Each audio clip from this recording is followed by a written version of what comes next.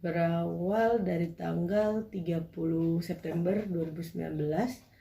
30 September itu Keala kakaknya dirawat di rumah sakit. Dirawatnya karena diare dan demam.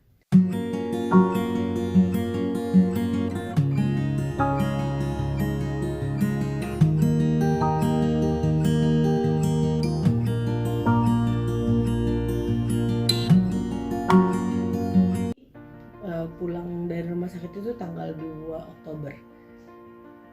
Waktu kakaknya sakit dan dirawat itu usia kandungan 31 minggu gitu. Kita memang stay di rumah sakit karena kan kakaknya juga masih belum sampai 2 tahun. Jadi kita stay di rumah sakit memang capek banget kan, nemenin dia gendong-gendong, nemenin main dan sebagainya gitu. Tidur juga di sofa bed kan atau di kasur pasien nemenin kakaknya.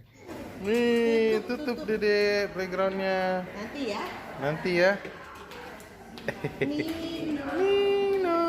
Nah, kita sampai rumah jam 7-an, main dulu, terus tidur. Gue masih ingat, gue masih ada conference call waktu itu jam 8 gitu ya. Nah, sekitar 9-an gue selesai. Gue masuk kamar, nggak tahu istri gue udah kesakitan, kontraksi kata dia. Nah, gue pikir kontraksi bohongan atau kontraksi palsu. Kontraksinya lumayan intens sampai di saat kontraksi intervalnya 3 menit kita ngehubungin Obgyn. Kita pergi ke rumah sakit, diobservasi di UGD, memang ada kontraksi tapi heart rate-nya juga masih normal.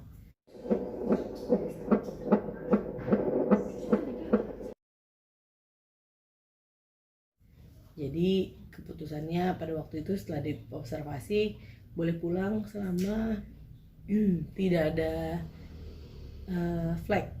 Sebenarnya dia nggak ngizinin pulang sih awalnya karena ya kontraksinya udah parah gitu ya. Tapi kita ngotot, kita bilang karena kakaknya ini baru pulang dari rumah sakit, jadi kasihan kalau sendirian. Akhirnya ya udah kita diizinin pulang sama dokter dengan catatan ya mesti bed rest total. Ya udah kita siap-siap pulang jam 10 kurang lebih deh kayaknya itu. Jam 10 malam kita siap-siap pulang, ternyata pas sebelum pulang dicek ada flag. Nah karena ada flag berubahlah rencana, jadinya harus diobservasi di rumah sakit. Terus jam 10 itu juga mau gak mau ngambil worst case scenario gitu, kalau akhirnya akan lahir. Kaget, wah gila, ya harus lahirin nih hari ini kan berarti kan. Di saat itu juga jam 10 malam disuntikkan penguat paru-paru untuk janinnya, disuntik penguat paru-paru karena dengan estimasi penguat paru-paru ini efektif kalau nggak salah 48 jam setelah suntikan itu. Nah supaya paru-parunya ini matang, jadi sebisa mungkin kontraksinya ditahan, kalau bisa lahirannya lebih mundur gitu. Nah itu diberikan obat, diberikan suntikan, banyak prosedur lah yang dilakukan dalam rangka menahan kontraksi supaya nggak berlanjut lagi. Yang ada tapi bukannya malah kontraksinya hilang, tapi malah makin semakin intens dan lama gitu ya durasinya. Akhirnya dicek lagi pembukaan, ternyata udah pembukaan 8, mau gak mau udah harus dilahirkan karena udah gak bisa ditunda lagi apapun resikonya gitu. Pada saat itu dokter Beni juga udah menghubungi dokter anak khusus NICU untuk langsung take care setelah lahir gitu, langsung dipegang sama beliau.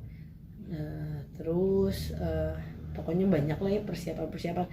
Tapi kitanya berdua sendiri nggak ada persiapan karena kita pergi ke rumah sakit kan dengan pikiran oh ya akan cuma dikasih obat dan disuruh pulang gitu. Jadi kita berdua juga clueless, terus panik, bingung, nggak ada yang nemenin. Keala juga masih recovery ada di rumah gitu. Dan kejadian lucu lagi pas dicek itu, gue izin tuh keluar karena gue belum makan kan malam. Akhirnya gue mau pingsan gitu loh. Gue keluar Gue inget banget gue gak pakai sendal.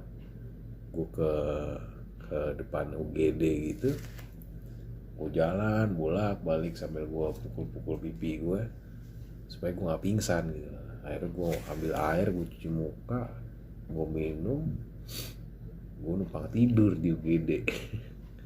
5 menitan lah, udah gue istirahat, gue tidur.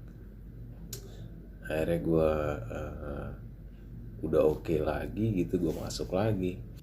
Orang tua juga dalam posisi mamaku jagain Kela di rumah, mertuaku juga jauh gitu, jadi ya kita udah benar-benar cuma berdua aja tuh menghadapi itu semua gitu.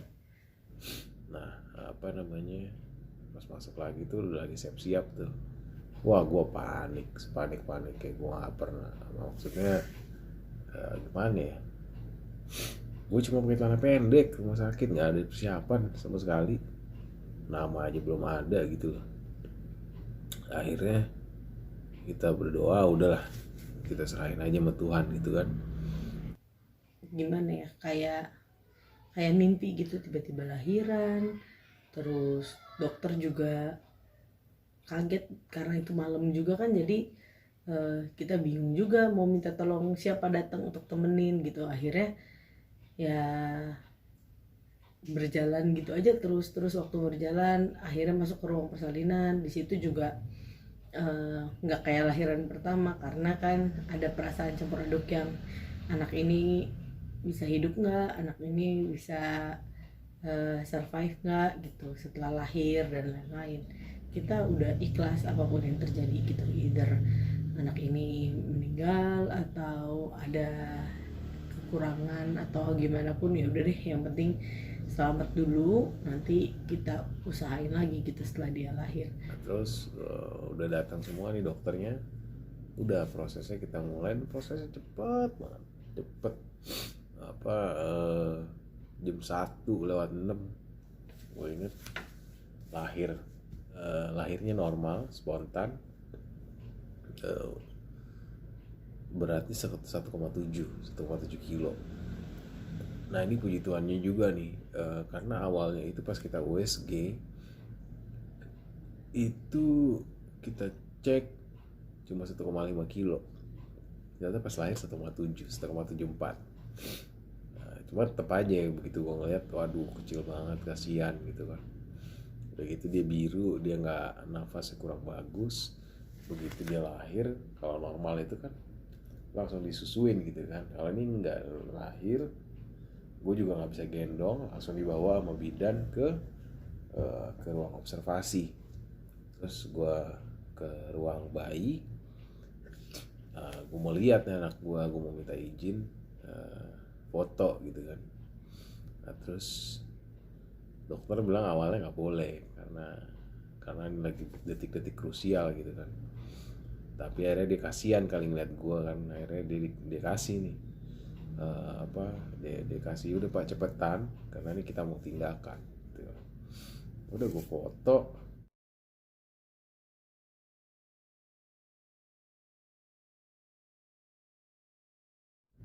gue nggak sempet doain. Akhirnya udah tuh tindakan, jadi dia di suction terus dipumping dadanya karena gue gak tahu banyak cairan kali ya. Sekitar jam 2-an, jam setengah 3.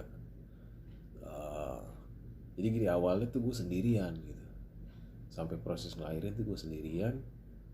Gak lama setelah lahiran, mertua gue yang cowok datang. Akhirnya gue ada temen tuh. Sebelumnya tuh gue nelfonin orang-orang udah pada tidur karena udah malam kan. Udah akhirnya gue sama mertua gue ngobrol-ngobrol. Gak lama anak gue dipindahin ke NICU. Jadi dia udah mulai stabil, dipindahin lah ke NICU.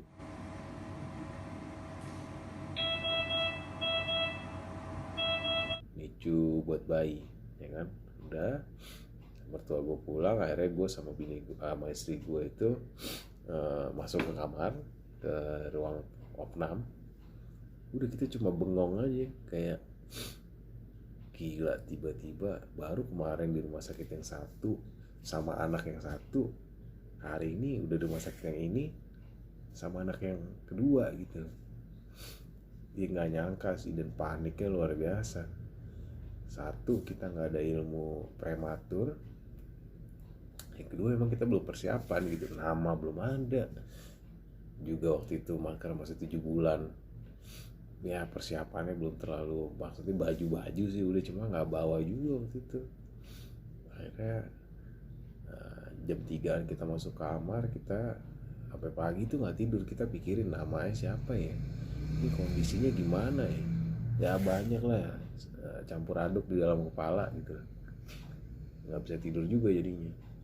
Agak pada datang, ya udah kita baru pertama kali ngelihat anak gue yang kedua ini gimana. Jadi gue ngeliat, gue ke NICU, kakaknya juga datang, gue bawa.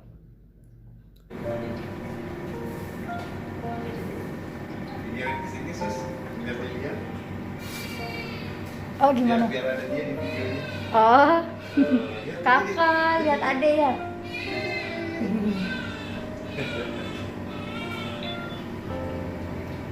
Adenya cakep banget.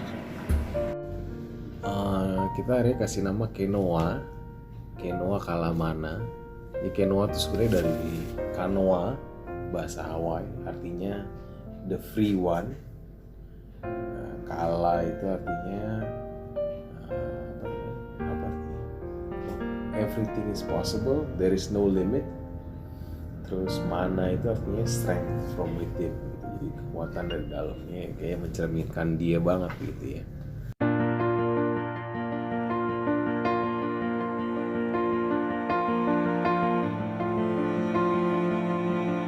Gitu. Terus di tanggal 5 Oktober sampai 8 Oktober Noah mulai latihan minum karena refleks minumnya belum ada sama sekali. Tanggal 8 juga dokter udah bilang kayaknya udah bisa pulang, tapi dengan catatan bukan pulang seperti bayi normal, enggak, cuma pulang untuk pindah ke rumah sakit lain yang bisa menyediakan perawatan NICU dalam jangka panjang gitu, karena rumah sakit ini nggak bisa.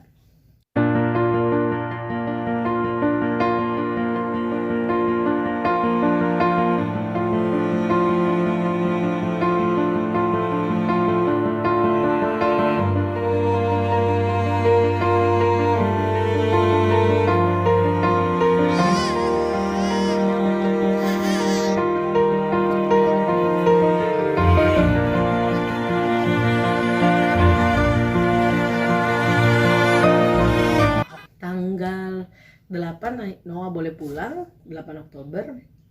Kita pulang ke rumah dengan membawa satu suster NICU. Tapi suster NICU ini adalah suster NICU pensiunan Rumah Sakit Pondok Indah. Gitu. Oma suster ini kami tahu nomornya dari teman. Suster inilah yang banyak bantu selama dari proses perjalanan karena kecil banget. Jadi kayaknya kalau nggak ada oma suster kita juga bingung gitu mau ngapain. Akhirnya tanggal 9 udah stay di rumah.